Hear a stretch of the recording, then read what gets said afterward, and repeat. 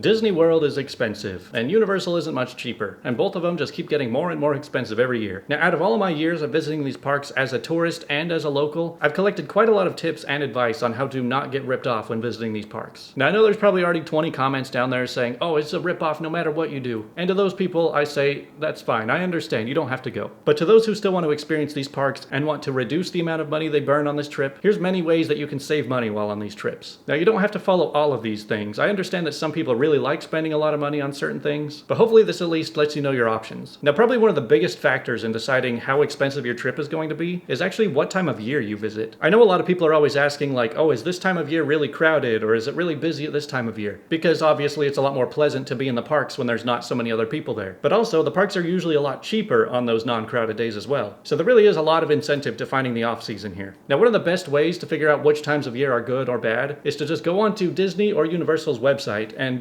go to the ticket buying page, and it'll actually tell you the price of ticket for every day of the year. And you can scroll through and see like, oh, it's extra expensive on that day, so it's probably going to be more crowded, or it's extra cheap on that day, it's going to be less crowded. So just the major difference in the ticket prices can save you a lot of money. But not only that, if you do go on these low price days and the parks are not very crowded, then you probably also don't need to invest in any ride fast passes. You know, I hear a lot of people asking all the time, is it a good idea to buy an express pass? And my answer to that is basically just, it is not a good idea to go at a time where you will need it. So just to summarize the best and worst times of year. So in early January, around New Year's, things are pretty bad, but about a week into the year, things really calm down. So late January is pretty good, and early February is all right. But once you get around President's Day, avoid that one like the plague. March and April are both pretty bad all around because there's so many spring breaks happening, so the parks are pretty busy constantly. May actually does calm down quite a bit until you get to Memorial Day, because once the summer starts, then things really ramp up quite a bit. So I would say June and July are not really the best times of year, but once you get into like mid-August, it's basically the start of the golden period, because from mid-August all the way through like early October,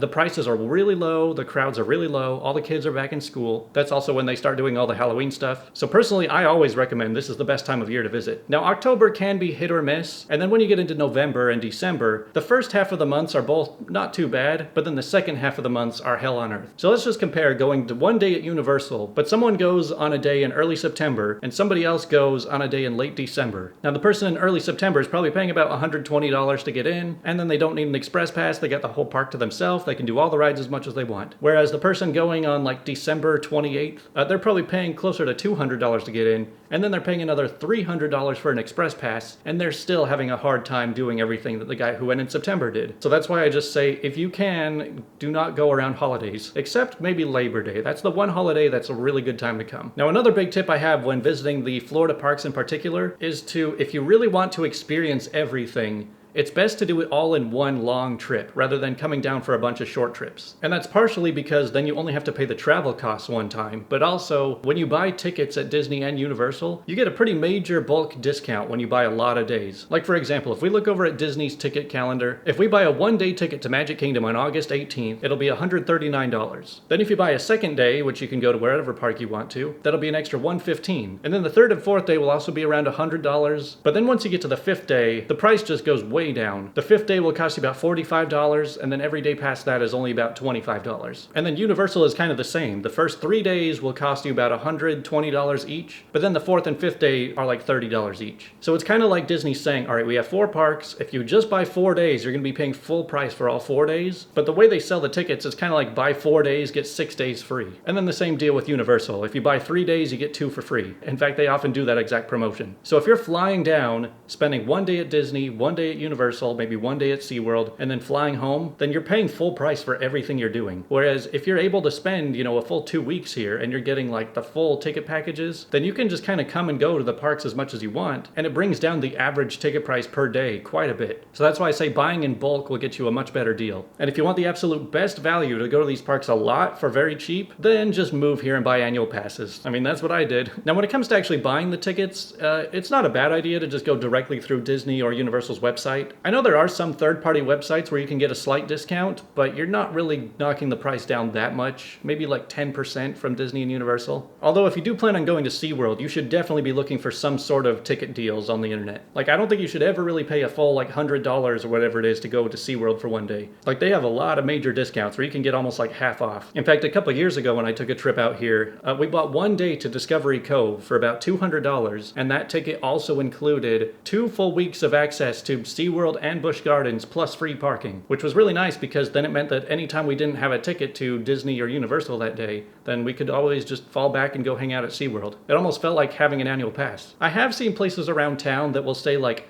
hey, get your Universal or Disney tickets for like $40. And at first glance, that definitely sounds like a scam. I would say that that is too good to be true. From what I've heard, I think it's actually related to like a timeshare thing. So you have to sit through like a long timeshare presentation and then you can get the good rates. But maybe I'll go investigate that in a later video. And then on top of tickets, you have the express passes and lightning lanes. Now, like I was saying, if you're going on a really non-busy day, then you probably don't even need them at all. Now, I would kind of treat Universal's and Disney's express passes differently because Universal's is way more expensive, but you do kind of get more out of it. And so for Universal's express passes, I will say that if you only have one day and it's really crowded, then sure, maybe you could use the express pass. But I would almost always advise to just spend the extra day. That also goes for Halloween Horror Nights as well. Anytime people asked about the Horror Nights express pass, I'm like, okay, you're spending $80 for one night and then $200 for the express pass on top of that. Whereas you could just spend $80 and then another $80 to go 2 nights, and 2 nights is definitely enough to get everything done. So yeah, I'll pretty much always say it's more economical to just spend more time there than to try and speed up your time while you are there. Disney, on the other hand, their lightning lane is not that expensive. Surprisingly, it's only like $30 or $40 a person usually. Now, I've never really used the Disney World version. I have used the Disneyland version. And I mean, if you are on top of it, you can just keep booking up more rides and you can get through all the rides throughout the day. But again, it kind of depends on your situation. If you have multiple days inside of a park or there's just not that many rides you care to do, then it's not usually worth blowing the extra money. And then when it comes to SeaWorld, I would advise never buying the Fast Pass there because they will often just not have anyone checking for Fast Passes when you go to get in the line. And then you see people hopping into the express line. So if you actually pay for it, you're just asking to get really mad throughout the day. Now that's enough talk about tickets for now. Let's talk about all the other costs associated with taking a vacation. Starting with transportation. Now transportation is going to be different wherever you're coming from. I would say that if you live less than 500 miles from Orlando, then it's probably best to drive. Other than that, you're going to be flying in and you're going to have to find a way to get around. Now if you do drive yourself, then you have your own car, which is really nice. If you fly in, you can rent a car, which is not actually a bad idea. You would be surprised at how cheap the rental cars are in Orlando. I've seen them as low as like $20 to $30 a day. Whereas if you're taking Ubers all over town, usually a single Uber can cost you $20 or $30. Now there are certain circumstances that I will say is not the best idea to get a rental car, but that mostly comes down to what hotel you decide to stay in. Now one of the biggest things a lot of people ask about when visiting these parks is, do you have to stay on site? Should you stay at an on-site Universal hotel or an on-site Disney hotel? And on paper they sound really great. You know, you're really close to the parks, there's free transportation to and from the parks, and it sort of keeps you inside that Disney bubble or the Universal bubble. But I'll just come out and say there are actually a lot of downsides to staying at an official resort hotel. I mean, for one, Universal hotels will actually charge you for parking even if you're staying there. Surprisingly, Disney resort parking is free, although the Disney resorts are usually a little bit more expensive than the Universal ones. Now, usually if you're staying on site at Disney or Universal, you're going to be paying at least $100, but more commonly it's about $200 or $300 a night, you know, all depending on the resort. Whereas if you stay off-site, and trust me, there are a lot of off-site hotels around here. I think Southwest Orlando is probably one of the most hotel-dense places in the world, which means that they can be extremely competitively priced too. Now you can stay like a mile away from Universal for about $50 to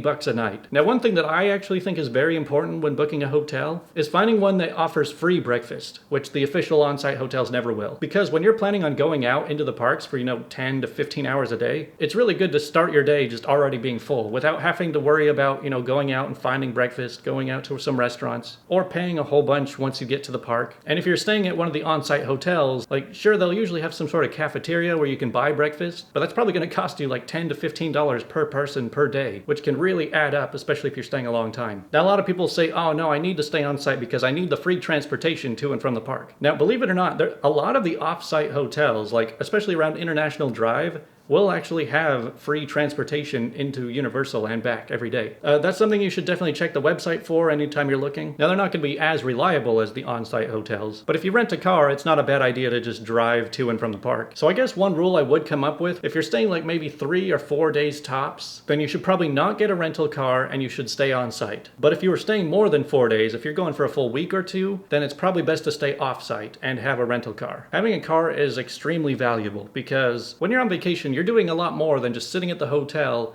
and going to the theme park and coming back. Like maybe you want to explore other parts of town, or maybe you want to actually go buy groceries, which can really save a lot of money on food. I really don't understand how some people can take a vacation while having no actual food inside the room, and anytime they get hungry, they have to go out to a restaurant and just have a full meal. Ideally, when you first land in Orlando, the first thing you should do after checking into the hotel is to just go straight to Walmart. Stock up on all kinds of food and snacks to keep in your room or to even take to the park with you. Now, if you don't have a rental car, sure, you could maybe Uber to the store, or you could pay to have it delivered, but of course that's going to be extra expensive. The way I see it is like, if you're staying on site, it kind of feels like you're trying to do 2 vacations at the same time, because you're paying so much for these fancy hotels that you're staying at, but then you're not really spending most of your times in the hotel. So it kind of feels like you're overpaying for too much stuff that you can't really get a lot of use out of. Whereas if you stay off site, you're getting a way cheaper deal, and you're getting the free breakfast, and you're getting free parking, and sure, you're going to have to find some way to get to the parks and possibly pay for parking there, but overall you're saving a lot more money to stay off site. Now, when it comes to staying on International Drive, I can understand that a lot of people aren't a big fan of that area because International Drive can be pretty chaotic and really crowded and hard to drive through. So the 2 times I've taken a vacation here, I stayed very near International Drive. One of them was the Comfort Inn and Suites right over here, right next to International Drive, but it was still on its own little quiet road, so we weren't like in the middle of the chaos. And the other one was this Homewood Suites. Both of these hotels had free parking and free breakfast, and with this one, it was even close enough that I could walk to Universal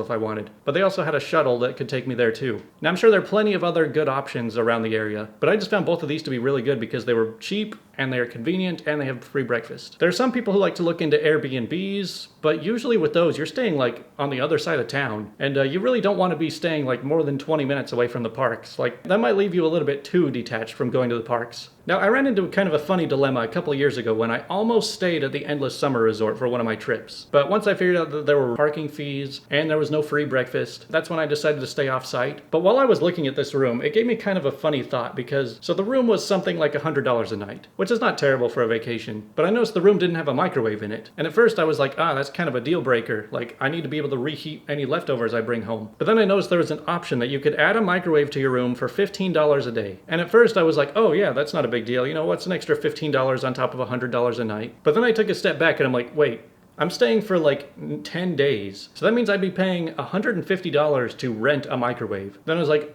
I could just go to Walmart and buy a $50 microwave, keep it in the room, and then just abandon it when I go home, and that would be way cheaper. Of course, I ended up picking a different hotel anyway, but it kind of made me realize, like, I've noticed when a lot of people go on vacation, it's almost like they shut off their ability to recognize when something is overpriced. Or they're just in way more of a money-spending mood, where they're like, oh, we're here to have fun, we might as well just blow all the money while we're here. Which is why tourist traps exist. A lot of people realize that tourists are way more likely to just blow a ton of money on silly things. So okay, now let's talk about what you're gonna eat while you're on vacation. Now, this is one of the trickiest things to figure out, because when you check into your hotel room, you don't have a full pantry to just go eat whenever you want. So you need to go out to find food anytime you're hungry, and that can actually be pretty challenging, or at least extremely expensive. So my first big tip, like I said, stay in a hotel that gives free breakfast. Even though the breakfast might not be amazing, it should fill you up at least long enough so that you don't have to eat again until late afternoon. So now when it comes to lunchtime, something I actually do pretty often when I take theme park trips is that I show up really early and rope drop a park, but then around the afternoon time, I usually like to leave the park, go back to the hotel room, take a nap, and maybe just find lunch elsewhere, and then go back to the park. Now, that's really only an option if you have like quite a few days inside the park. I probably wouldn't do that if you only have one day somewhere, but it's not a bad idea to try and eat outside of the park because theme park food is generally very expensive. They know that you are stuck there and it's going to take you a long time to leave and go somewhere else, so you're paying a very high convenience fee. But if you really want to eat inside of the parks, here's a long list of do's and don'ts in my opinion. So, you know, sometimes when I'm inside a theme park and I really don't want to spend a lot of money, but I am starting to get pretty hungry. Like, you know, I'll just go buy a snack here and there, you know, like an $8 thing here, a $5 thing here, and then a $10 thing here. That doesn't really fill you up very much. But then you realize that throughout the day, you've been eating a lot of crap, and you could have just spent all that money on just one decent meal. So one of my biggest tips is just to generally avoid all snacks around the park. With some exceptions, I just mean avoid the popcorn. I know it smells so good, but do you really need to spend $7 or $8 on something that's not even going to fill you up? Same goes for the $7 churros, or the $8 or $9 Mickey pretzels, or somehow Universal is now charging $13 for their Shrek or Frankenstein pretzels. Or you got like $4 for a bag of chips, or $13 for a hot dog. It's actually crazy how much just these like generic little snack foods can cost in the parks. Especially when a lot of parks will have like a lot of freshly made, especially seasonal type things. Like if you go to Epcot during one of the festivals, they've got tons of small, freshly made food for like $5 to $10. You could buy a $7 regular churro, or you could buy a full churro apple pie sundae at one of the food booths for like $5. You could buy a $13 pretzel, or you could buy a $10 filet mignon, which is honestly one of the most bizarre things I've seen in a theme park. I did get it a couple times though, it's not bad. So you'll usually be paying like $10 for a snack, $20 for a quick service meal, or maybe like $25 to $30 for a sit-down meal. So technically the sit-down meals are usually the best value because while they are the most expensive,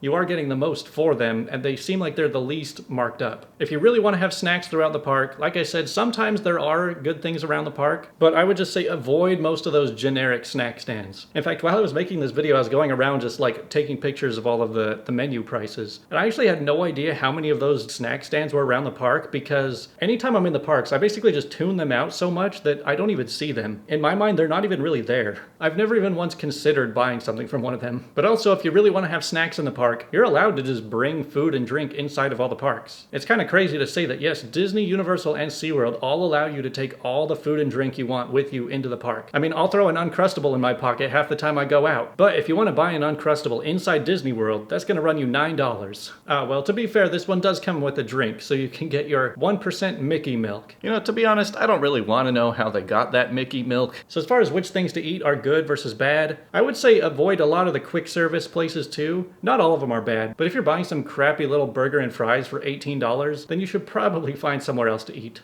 Sit-down meals are usually a good idea, although when it comes to Disney restaurants, there's quite a lot of options. Now, Disney has a lot of really nice restaurants, and from what I've seen, it's like the more expensive they are, the more disappointed I hear people get. So like if you have like the Be Our Guest restaurant, or the Cinderella's Royal Table, or like Space 220. Those are restaurants that are like $80 or $90 a person. And from what I've heard, they're not really worth the price. You're really just paying for the theming. There's also a whole lot of all-you-can-eat restaurants around Disney where they're kind of a buffet, but they just bring the food to your table. And those almost all cost like $50 or $60 a person, which is kind of outrageous. There's almost no way you're going to eat enough food to make up for that cost. I mean, personally, I just see buffets as regular restaurants where you're not allowed to take a to-go box. So I mean, a lot of people see the all-you-can-eat and they think, oh, I'm going to get so much out of this. But a lot of times you're actually getting less and you're paying more. Unless you're able to put away 3 meals in one sitting. And then of course there's the question of like dining plans. Now I don't think Universal does a dining plan. I have heard Disney does, but I don't think it's the best value because you're paying like $80 or $90 a day. And from what I've heard, it's really hard to get the full value out of using that thing enough to actually get the full money's worth. So it's probably best to just avoid that unless you really know what you're doing and you have a plan to get the money's worth. But I've never tried it, and even like DFB Guide will often say that it's not really worth doing. And then the SeaWorld dining plan is very similar to a lot of our other regional park dining plans where it's like you can just go buy a meal every like hour and a half or something. Now they say you're not supposed to share, but I do see a lot of people get away with sharing, and I will say it is only worth it if you do share. Now even still, if you decide to stay at like a sit-down sort of medium quality restaurant, inside the parks are probably the most expensive. If you leave the parks and you go out to City Walk or to Disney Springs, they're still pretty expensive, but maybe a little better value. But the best value is to just leave property altogether. Like probably the only place in all of Disney Springs or City Walk that I think is a decent value would be Chicken Guy. Now I can definitely understand the urge to only eat the cheapest things you can find, just whatever it takes to fuel you through the days of being in the parks. But if you're going to Disney and Universal, part of the experience is checking out some of the nicer restaurants, so it's not a bad idea to try out at least one or two of the nicer restaurants around the parks. Just do some research into which ones would be your favorite. So that covers most food, but what about drinks? Now, if you're walking around a theme park all day, you're going to need to drink a lot of water. But one thing that I feel very passionately about is do not ever buy bottled water in the parks. Sometimes I'll be with somebody and I'll look over, they're about to buy a bottle of water, and I'm like, stop! So if you try to buy any regular old bottled water inside of any of the theme parks, it's going to run you anywhere between $4 and $6. And I'll just say there are so many free alternatives that it just seems so pointless to pay for it. I mean, for one, there's drinking fountains all over all of these parks. Now, I know a lot of people are really sketched out by drinking fountains. I know that because there's never a line for any of them, and I can pretty much get to one anytime I want. But they also have a lot of those refillable drink stations at a lot of them too. Also, you can go to just about any quick service restaurant or anywhere that has like a fountain drink and just get free water. You can also find those freestyle Coke machines around Universal. Those will always give you free water. You can fill up whatever container you've got. And there's also just a few places around the parks where they will just give you a water cup and have a self-served water station. Now, if you do have to have like soda or Powerade, something to get your electrolytes up while you're out in the hot sun, that I can kind of understand. The Powerades are usually pretty expensive too. So I mean, you can just throw a Powerade in your backpack before you come in. But then when it comes to the souvenir cups, which you can get free refills all day, personally, I'm not a big fan of these, partially because it's just an extra thing to carry around, and then you have to put in a locker every time you do a ride. Personally, I only ever think that the freestyle cup is worth it if you have like a full group who all just shares one. Because otherwise, if it's just for you, you're probably not even refilling it enough to make it worth it. But alright, let's move past food now. Now, I've talked a lot about getting a rental car, and one of the downsides is that you're going to be paying for parking in a lot of places. However, there are a few different ways that you can get free parking at the theme parks. Now, of course, obviously, there's just having a team member or a pass holder with you when you go through the parking tolls, but that's not really an option for most people. There's the option of just being dropped off by somebody or by an Uber, but of course, the price of an Uber is about the same as the price of parking a lot of the time. But something I don't really hear a lot of people talk about is the free parking after a certain hour. Now, Universal is pretty standard. It's just any day after 6 p.m. is free parking. Whether the parks close at 7 o'clock or whether they're open till like 11. Like, it will always be free parking after 6 o'clock. Unless it's during Halloween Horror Nights, in which it's not free until midnight. But over at Disney and SeaWorld, all of those theme parks, parking becomes free 2 hours before park close. So that means if Animal Kingdom closes at 6, then you can get free parking at 4. When Hollywood Studios and Epcot close at 9, you can get free parking at 7. And when Magic Kingdom closes at 10, you can get free parking at 8. And not only is it free, but there's not even any parking attendants checking for anything or telling you where to park. So at this point, I almost exclusively only ever show up to like Epcot at like 7 o'clock or later. Because I like being able to just pull right in, not even have to show my pass, driving straight up to the front, parking in preferred, and going in. Because as much as I appreciate all of the team members and cast members, the parking attendants have got to be my least favorite. Especially when you pull into the lot and they decide to make you drive past 500 empty spaces so you can go park way down in the back. That has happened to me too many times and it always drives me crazy. Now, that being said, I still would pretty much never really recommend paying for the preferred parking because, I mean, let's be honest, if you're there to spend a full day in a theme park, you're already planning on walking around for, 10 to 12 hours. So if you can't handle that extra 5 minutes of walking through the parking lot, then you're probably not prepared to be in the theme park in general. But while Disney's preferred parking will usually get you up really close to the front, Universal's Prime parking is a different story. Man, I've been waiting for an opportunity to rant about Universal's Prime parking. So over at Universal, standard parking will run you about $32, and then Prime, depending on the day, is usually around $60. So you're paying double price to get a good parking spot. But I actually think that Prime parking is basically just designed to give to the premier pass holders. I cannot believe how bad of a value Prime parking really is at Universal. So let's just take a look at the map of the parking garages at Universal. Now, the nice thing about a parking garage is that it basically stacks a bunch of parking lots on top of each other so that instead of having to walk the full distance of a parking lot, all you got to do is change floors and it makes the walk a lot shorter. But even still, every floor is pretty large, so getting parked in the very back of the parking garage can be a bit of a walk. So because the entrance to security is on the 3rd floor, they put the handicap parking in the closest spots on the 3rd floor. Okay, that makes sense. But then they put the Prime parking also on the 3rd floor, but behind all of those. But then they'll just put general parking on a different floor. So let's say that the general parking gets put on the 4th floor, but they actually might get put really close, like right above the handicap parking. Whereas the Prime parking will often be like halfway back in the garage, or even in the back third of the garage. And so it's basically a coin flip on whether Prime is even closer to the front than general parking. Now, Universal is pretty weird with their parking because they will constantly just change directions on like where they're putting everyone. As soon as one floor on one lot fills up, they'll start putting people on a different floor. So even though I show up with Prime parking, parking around the same time every day I go. I'm usually put in drastically different places, but every once in a while I'll have to actually say, wow, for once prime parking is actually prime. And I know this sounds like a nitpicky complaint, but if they're going to be charging an extra $30 to park in prime parking, then shouldn't the people who pay all that money at least get something for it? You know, at least over at Disney World, the preferred parking lots are usually really close to the front. But even still, if you park at Disney World and you are really far back, then they have trams that'll just take you to the front. So it's like, even if walking is hard for you, I still just think preferred is not really worth it. And this is a guide on teaching you how to not get ripped off, and if you pay for preferred or prime parking, you are most definitely getting ripped off. There is one other way to get free parking at Disney, actually. And that is, you can park at Disney Springs and then take a bus to a resort and then take a bus from the resort to one of the parks. This is probably not the best idea if you're like trying to rope drop or get somewhere really early, because it will take you a while to go through the whole transition. But if you're really set on avoiding the parking fees, then it can work. I don't know that Disney likes it, but I don't think people are getting towed for it. You know, one of the best ways to avoid overpaying for things is just to come prepared, because a lot of times inside hotels and inside airports or inside theme parks, they know that you're going to have a really hard time going somewhere to get something cheaper, so they can mark up things quite a bit. So if you ever see like convenience stores inside the hotels, or even worse, if your hotel has like food already in the room, then you're just paying these insane convenience fees. But if you actually plan ahead, and like I said, you go to Walmart or something, you stock up on groceries, then you don't have to pay those convenience fees. One perfect example of this is that, so let's say you want to go to the water park or something,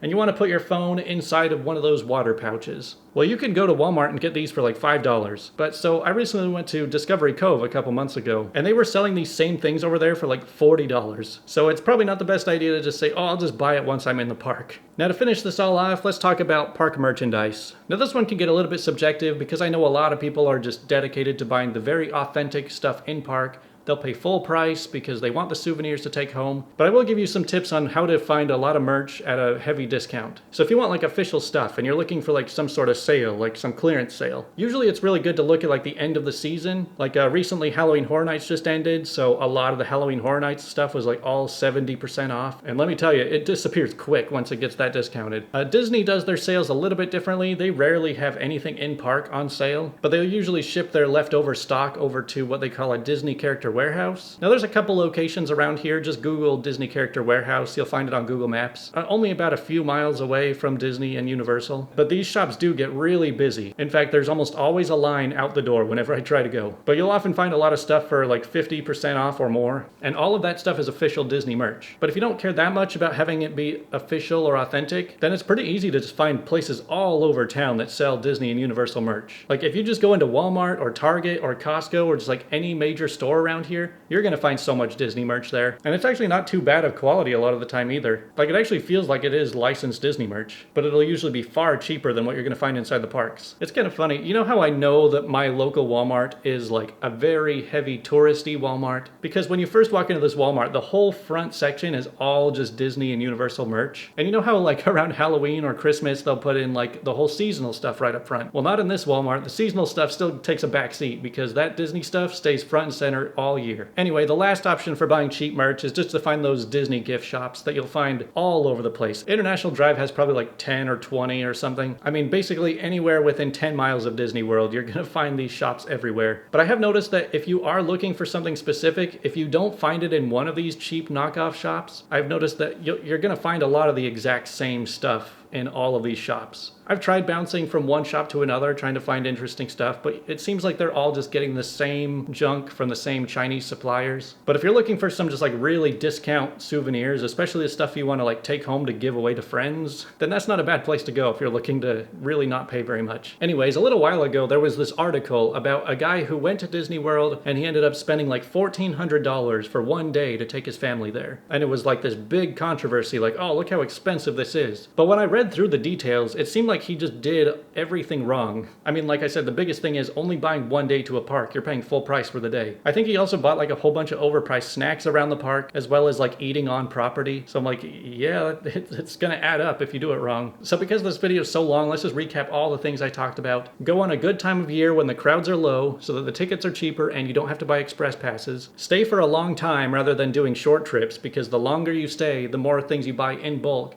the better deal you're gonna get. have a rental car and buy groceries and stay off property so that you can get free breakfast and just pay a lot less for food rather than staying on site and having to eat at hotels the whole time. And just generally try to avoid spending a lot of money on food and merchandise within the parks. See, the one cost that you can't really avoid when visiting the parks is the ticket to get into the park. The whole goal of Disney and Universal is that because you want to visit the park, then you also want to pay for their hotels and their restaurants and buy all their merch. And so they will make it as convenient as possible to do all of their stuff, but as difficult as possible for you to venture outside their bubble to spend money elsewhere. That's why I say, if you just stay outside of their bubble, you get your own cheap hotel, you get your own car to have freedom to move around, and you buy your own food outside of the parks, and you buy the merch outside the parks too, then you're really not being consumed by the parks like they really want to do to you. But yeah, this video's been like 4 years in the making, ever since I planned my very first trip out here. It can be really complicated, and if you have specific questions, I can answer a lot of comments, or if you have more tips to add, throw those in the comments.